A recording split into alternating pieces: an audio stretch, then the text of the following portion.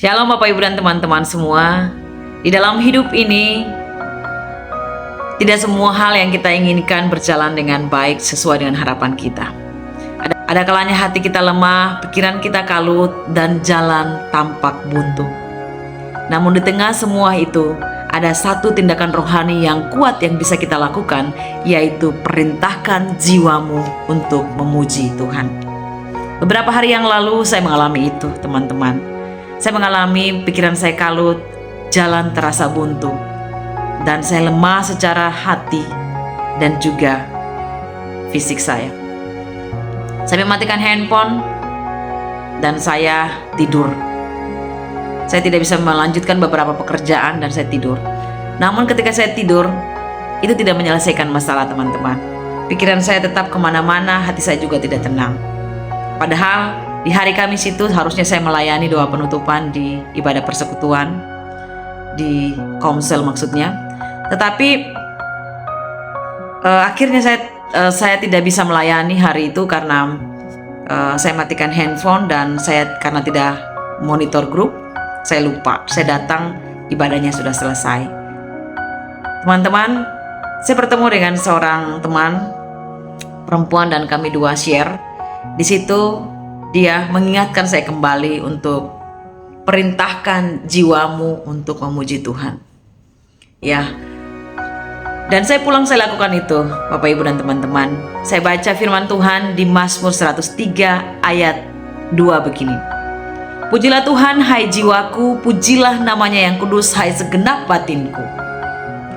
Pujilah Tuhan hai jiwaku dan jangan lupakan segala kebaikan Tuhan.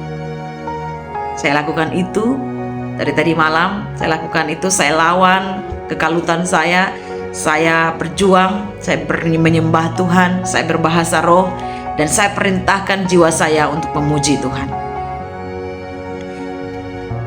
Ketika saya memerintahkan jiwa saya untuk memuji Tuhan, saya selaraskan pikiran saya untuk membayangkan dan mengimajinasi tentang pergumulan-pergumulan yang saya doakan.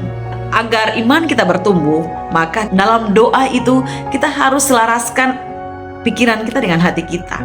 Jangan hati kita ingin sesuatu, mulut kita berdoa, tetapi pikirannya kemana-mana. Nah, itu tips ya untuk supaya selaraskan hati kita dengan pikiran kita. Maka mari renungkan, mari ingat, dan mari percaya bahwa ketika di hari kemarin Tuhan sudah menolongmu, maka percaya juga bahwa di hari ini Tuhan juga pasti akan menolongmu.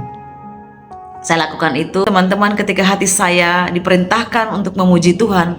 Wow, mengalir sukacita dan damai sejahtera. Dan bukan saja itu, pikiran saya juga tunduk sehingga saya dapat mengucap syukur atas hari ini. Meskipun masalahnya belum terselesaikan, tetapi jiwa saya tenang, saya mengalami sukacita, saya mengalami damai sejahtera karena saya memerintahkan hati saya untuk bersukacita, saya memerintahkan jiwa saya untuk memuji Tuhan.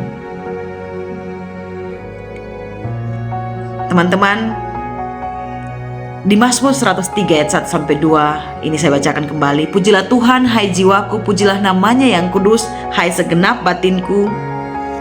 Pujilah Tuhan hai jiwaku. Ini diulangi. Pujilah Tuhan hai jiwaku dan jangan lupa segala kebaikan Tuhan. Ayat ini dia menunjukkan bagaimana Daud, pemazmur, berbicara kepada dirinya. Dia memerintahkan jiwanya untuk memuliakan Tuhan meskipun keadaan tidak ideal, meskipun keadaan sedang lemah. Teman-teman, ini adalah ajakan dari dalam diri untuk kita tidak larut dalam keluhan, tetapi memilih untuk mengingat kebaikan Tuhan satu persatu. Saat kita mengarahkan hati dan pikiran kita untuk bersyukur, kekuatan rohani pun akan bangkit. Ayo teman-teman, kamu yang sementara lemah, kamu yang sementara berbeban berat, mari perintahkan jiwa untuk memuji Tuhan. Dan ingat satu persatu kebaikan Tuhan yang telah kamu terima.